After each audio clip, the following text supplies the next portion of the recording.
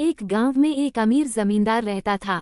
उसकी पत्नी बड़ी संस्कारी और धार्मिक प्रवृत्ति की थी। जमींदार के दो बेटे थे। बड़ा बेटा लापरवाह और आवारा, जिसे न पढ़ाई में मन लगता न खेती बाड़ी में। छोटा बेटा बिल्कुल उल्टा, संस्कारी, ईमानदार और दयालु। वह रोज मंदिर जाता, गरीबों की मदद करता और माँ बाप को भगवान की तरह मानता। इसलिए गांव वाले भी उसे बहुत प्यार करते। समय बीतता गया, दोनों बेटे जवान हुए और जमींदार ने दोनों की शादियां कर दी।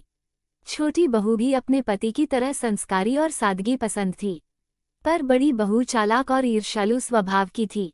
उसे न तो छोटा बेटा पसंद था और न ही उसकी पत्नी। वो हमेशा उन्हें नीचा दिखाने की कोशिश करती और धीरे धीरे पूरे घर पर राज करने का सपना देखने लगी। बड़ी बहू अपनी चाह पूरी करने के लिए पड़ोसी गांव के एक जादूगर से मिली। उसने कहा, मुझे ऐसा उपाय बताओ जिससे ससुर जी मेरी हर बात माने और छोटा बेटा घर से निकल जाए। जादूगर ने उसे एक जादुई फल दिया और कहा, ये फल जमींदार को खिला देना।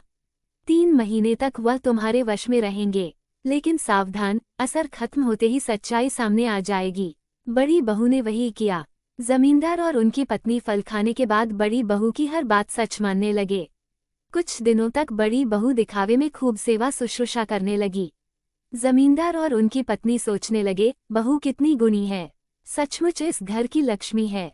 एक दिन सब लोग खाना खा रहे थे। बड़ी बहू चुपके से अपनी थाली बाहर फेंक आई और जोर जोर से रोने लगी। उसने आरोप लगाया, मां जी, रोज छोटी बहू मेरा हिस्सा छीन लेती है। मुझे भूखा रहना पड़ता है। अब मैं और सहन नहीं कर सकती। छोटा बेटा तुरंत बोला, नहीं भाभी, आप झूठ बोल रही हैं। मेरी पत्नी ऐसा कभी नहीं कर सकती।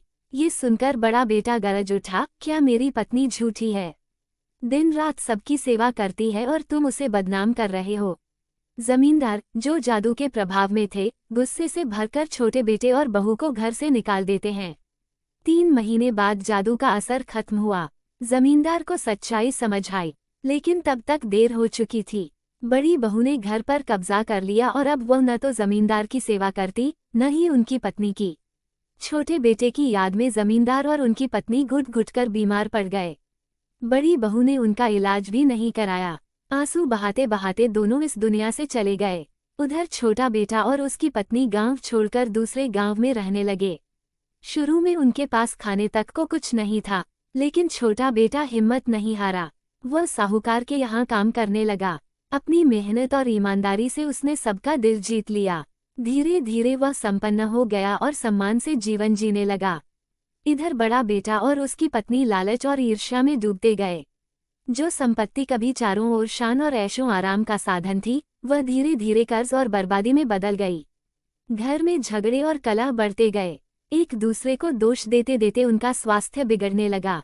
गांव के लोग, जो कभी उनके घर दहलीज पर हाजिरी देते थे, अब उनसे दूरी बनाने लगे। जहां कभी चौपाल में लोग उनके सम्मान में सिर झुकाते थे, अब वही लोग कहने लगे, देखो कैसे लालच ने इनकी आंखें बंद कर दी। आखिरकार दोनों अकेलेपन और बर्बादी में घिर गए। उनके पास न धन बचा, न सम्मान और न ही कोई सहारा। मित्रों, इस कहानी से यही शिक्षा मिलती है कि लालच और ईर्ष्या हमेशा पतन की ओर ले जाते हैं, जबकि मेहनत, संस्कार और ईमानदारी से जीवन में देर सवेर सफलता और सम्मान जरूर मिलता है।